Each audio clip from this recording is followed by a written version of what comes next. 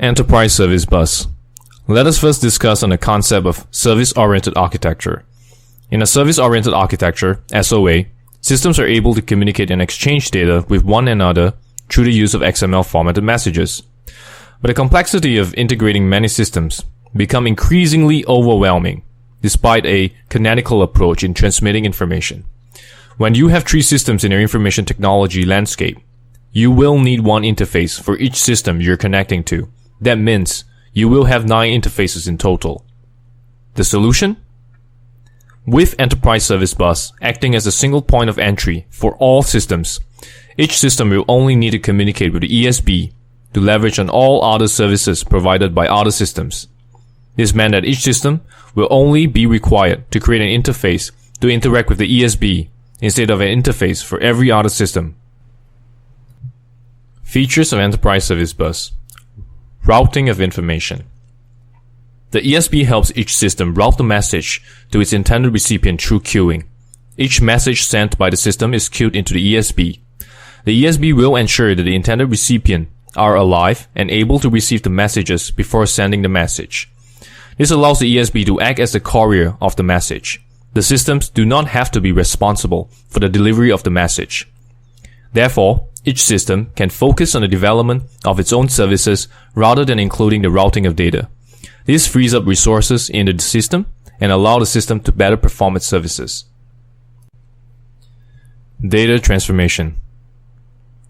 Although all the systems are communicating through the exchange of XML, there can be slight discrepancies among the use of XML for each system.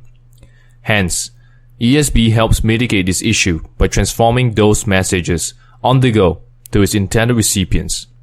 For example, when System A sends a message to System B, the message might include less information than it is required.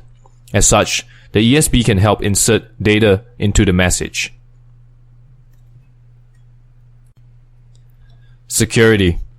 ESB can serve as an additional layer of protection for systems by coming between the systems and the organization's firewall.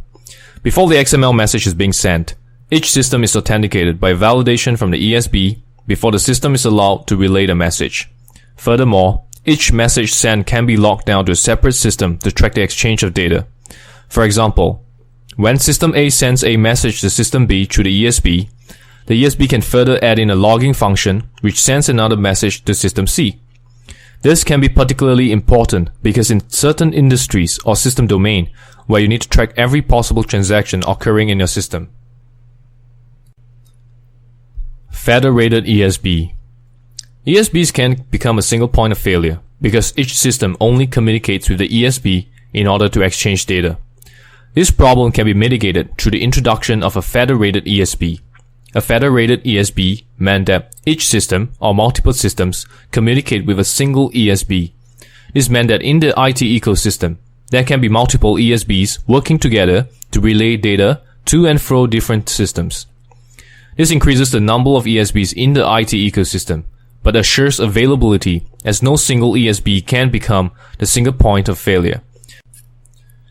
To summarize what we learned today, we saw how ESB acts by routing information to the intended recipient.